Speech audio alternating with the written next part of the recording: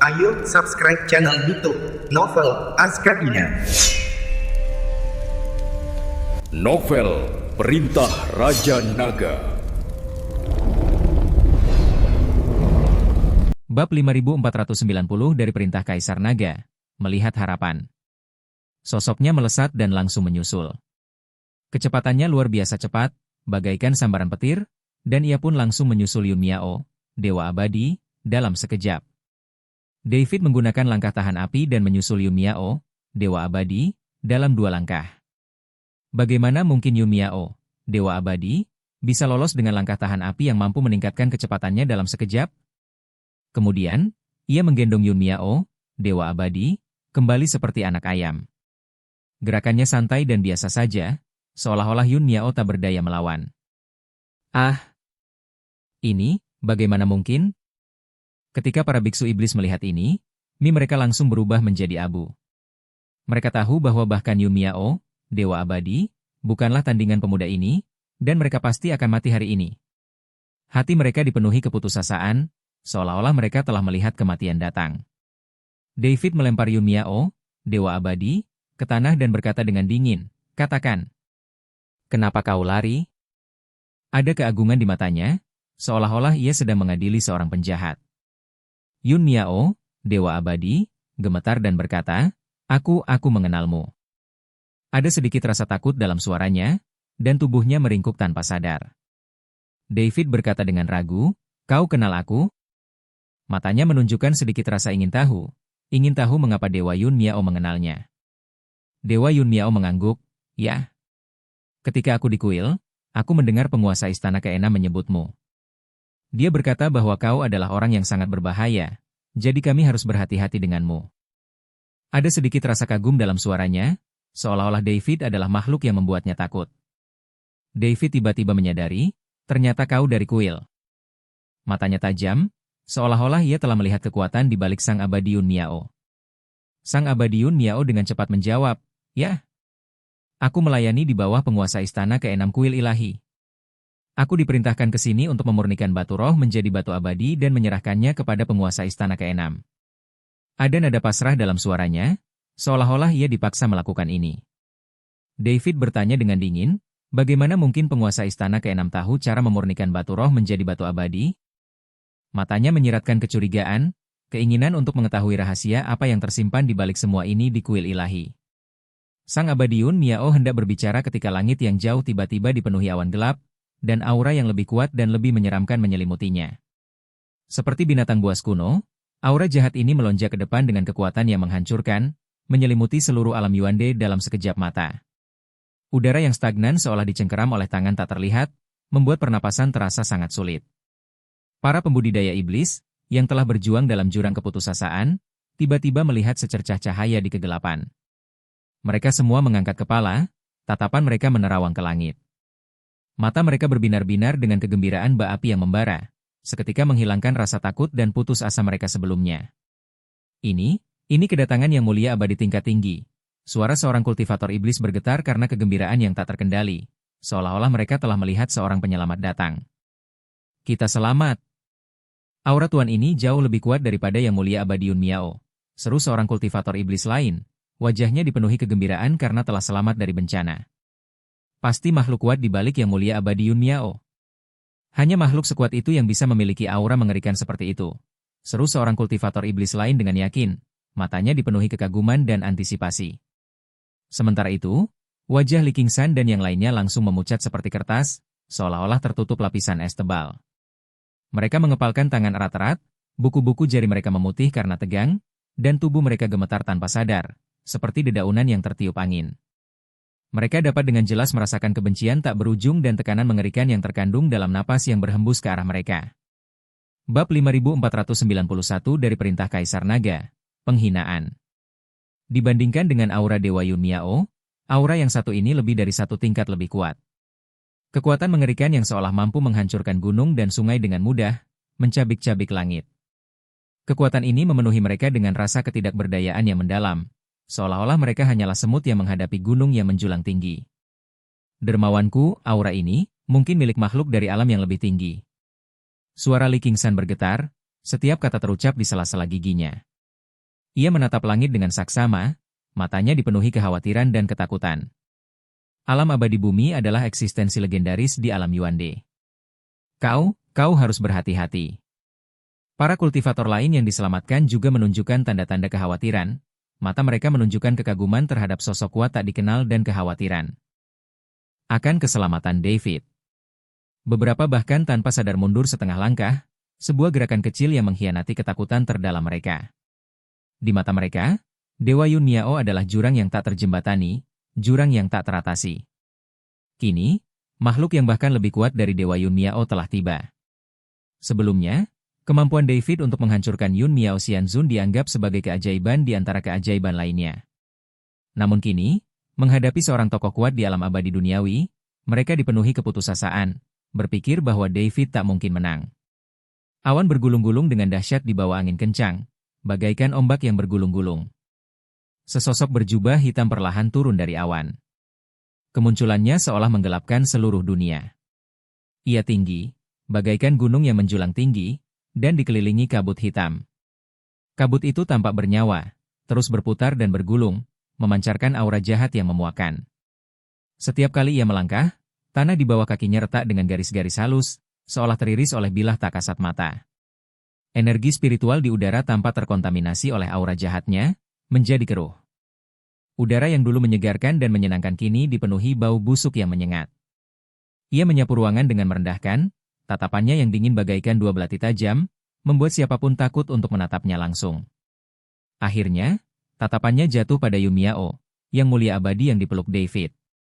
Tatapannya sedingin pisau, seolah dapat membekukan siapapun dalam sekejap. Yun Miao, siapa yang menyuruhmu bicara begitu banyak? Suara sosok berjubah hitam itu serak dan parau, seperti dua potong logam berkarat yang bergesekan dengan keras. Setiap kata dipenuhi dengan keagungan yang tak terbantahkan, seolah-olah ia adalah penguasa dunia ini, dan tak seorang pun dapat menentang kehendaknya. Yun Miao, setelah mendengar suara ini, gemetar hebat, seolah disambar petir. Mulutnya yang hendak berbicara, terkatup rapat, dan kepalanya semakin tertunduk, seolah mengubur dirinya di dalam tanah. Ia bahkan tak berani bernapas, butiran keringat mengalir di dahinya, membasahi pakaiannya. Ketakutan di wajahnya bahkan lebih intens daripada saat ia menghadapi David, seolah sosok berjubah hitam di hadapannya adalah iblis yang siap menghancurkannya menjadi abu, dewa kematian dari neraka. David mengangkat sebelah alis, kilatan penghinaan terpancar di matanya yang sebelumnya tenang. Dengan satu jentikan, ia melempar Yun Miao Xianzun ke tanah, dan Yun Miao Xianzun jatuh terbanting seperti karung rusak dengan bunyi gedebuk pelan. David menatap lurus ke arah sosok berjubah hitam itu, matanya memancarkan keberanian yang tak kenal takut. Siapa kau? Beraninya kau menghentikanku? Apa kau tidak takut mati? Sosok berjubah hitam itu tertawa terbahak-bahak, seolah-olah ia telah mendengar lelucon yang mengerikan. Tawanya seperti teriakan burung hantu malam, tajam dan menusuk. Kabut hitam berputar-putar bersama tawanya, seperti raungan sekelompok iblis yang marah. Kematian? Di alam Yuande ini, tak seorang pun berani mengucapkan kata itu kepadaku. Nak, apa kau pikir hebat bisa melenyapkan secuil sampah dari alam Sanxian? Wajah pria berjubah hitam itu penuh dengan penghinaan, dan matanya penuh dengan kebencian terhadap David.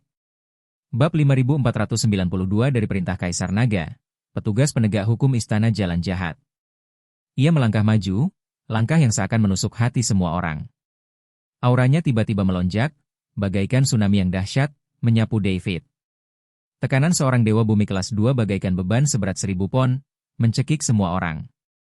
Para kultivator iblis di sekitarnya jatuh berlutut, tubuh mereka gemetar tak terkendali, bahkan tak mampu mengangkat kepala, seolah-olah terhimpit ke tanah oleh kekuatan tak terlihat. Li Qingshan dan yang lainnya bahkan lebih pucat, sepucat selembar kertas. Terhimpit oleh tekanan itu, mereka nyaris tak mampu menopang diri, kaki mereka terasa berat seolah-olah terisi timah. Dengar. Kilatan tajam terpancar di mata pria berjubah hitam itu, kilatan berbisa seperti ular, membekukan semua orang hingga ke tulang. Aku adalah petugas penegak hukum dari Aula Dao Jahat, yang bertugas mengawasi pemurnian batu abadi di alam Yuande. Kau telah menggagalkan rencana kami dan bahkan berani menyerang Yun Miao. Kau hanya mencari kematian. Ia terdiam, nadanya penuh penghinaan, seolah David hanyalah seekor semut yang akan diinjak-injak sampai mati. Jika kau tahu apa yang baik untukmu, Keluarlah dari alam Yuande dan tinggalkan semua batu abadi yang telah kau ambil. Kalau tidak, aku akan mengubahmu menjadi abu hari ini, bahkan tidak memberimu kesempatan untuk bereinkarnasi. Para kultivator iblis gemetar karena kegembiraan saat menyebut kata, Aula Dao Jahat. Mata mereka berkobar penuh semangat, seolah mereka melihat harapan untuk balas dendam. Itu Aula Dao Jahat.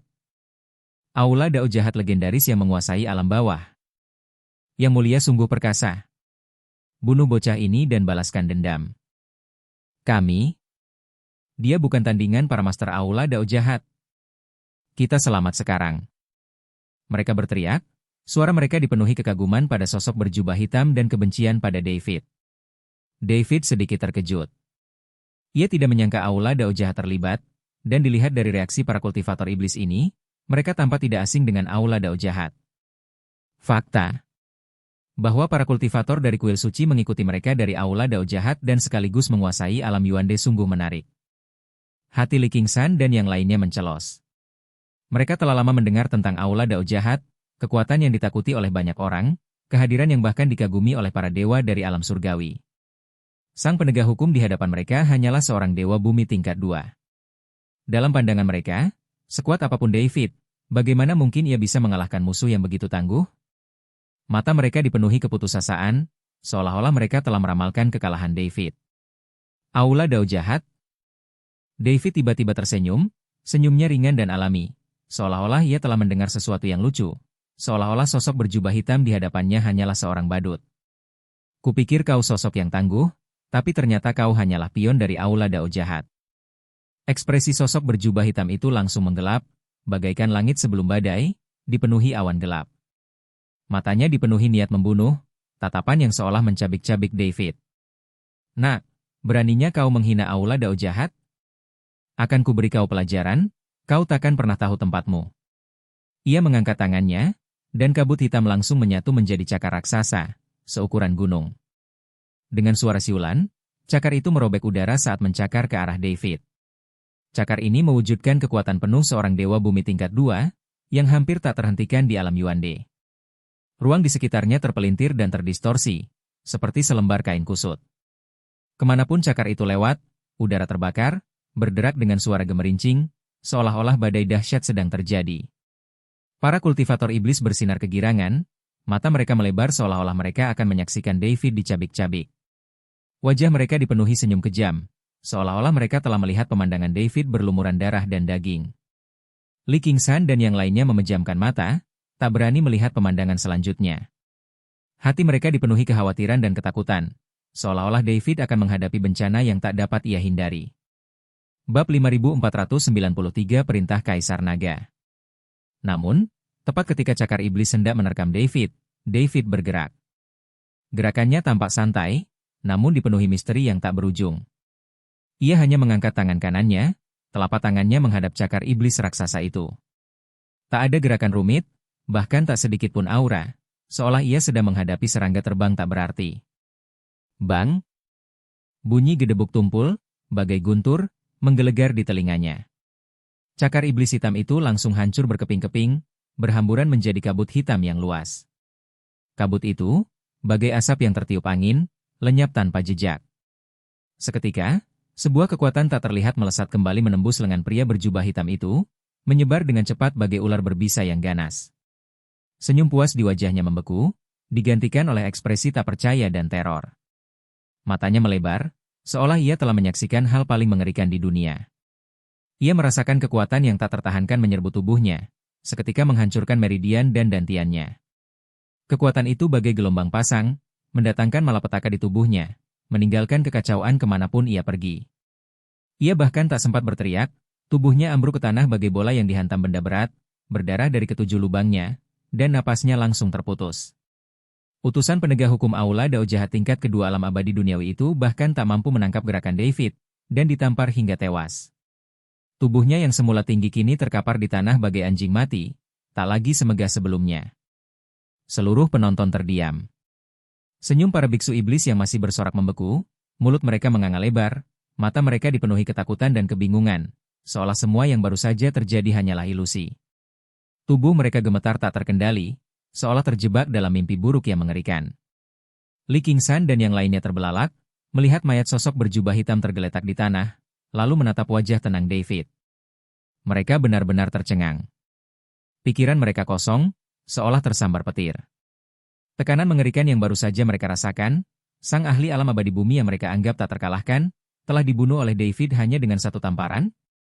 Ini di luar imajinasi mereka, membuat mereka tak percaya apa yang mereka saksikan.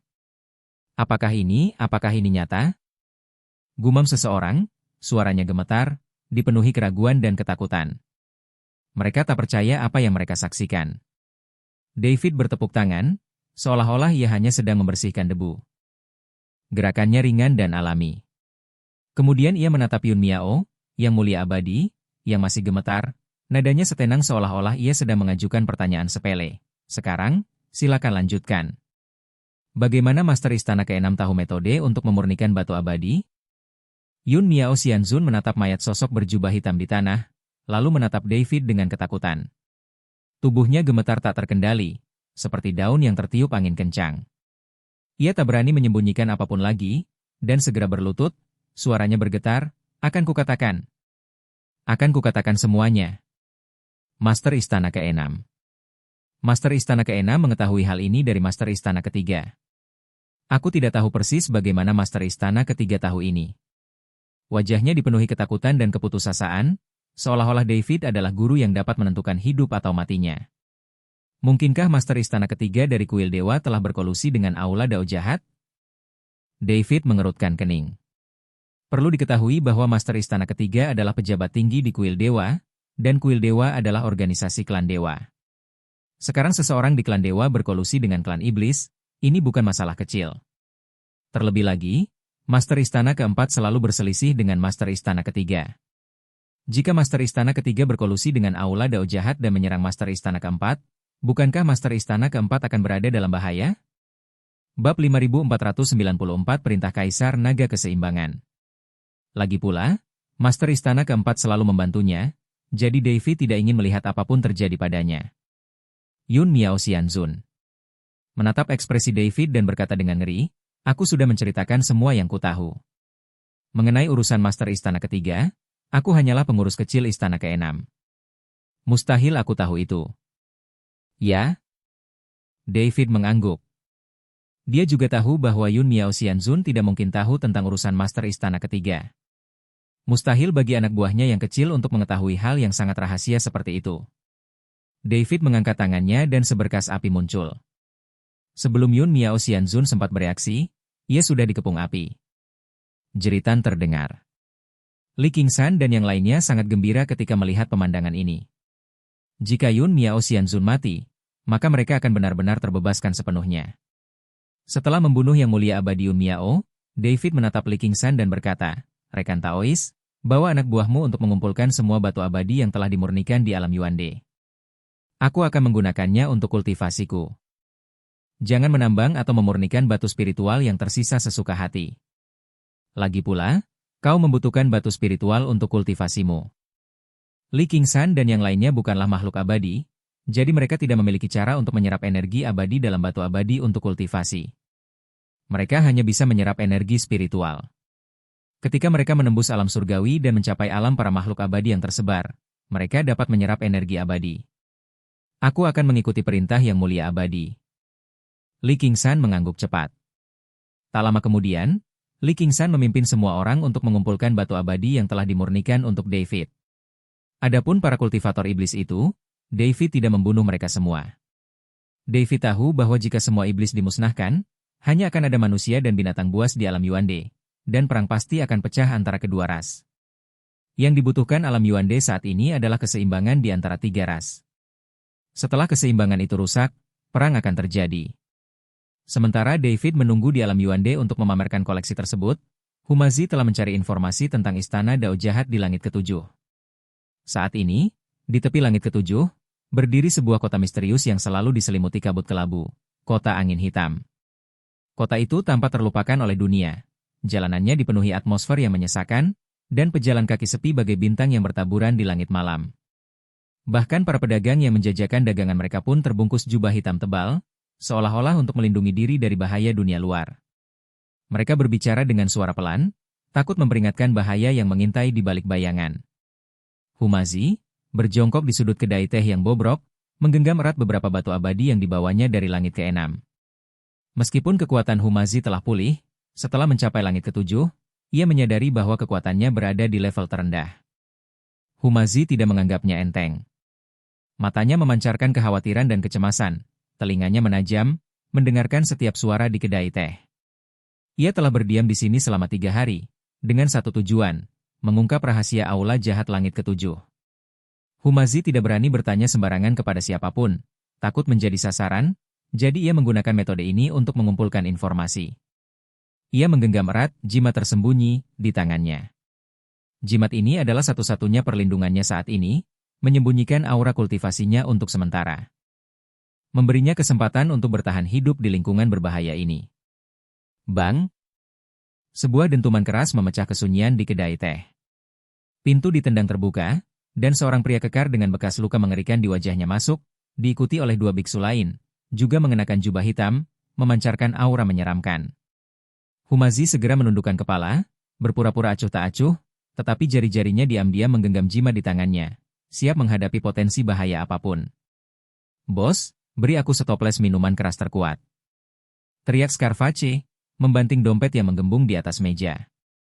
Suara nyaring batu-batu abadi yang beradu di dalam dompet itu terdengar sangat keras di kedai teh yang sunyi ini.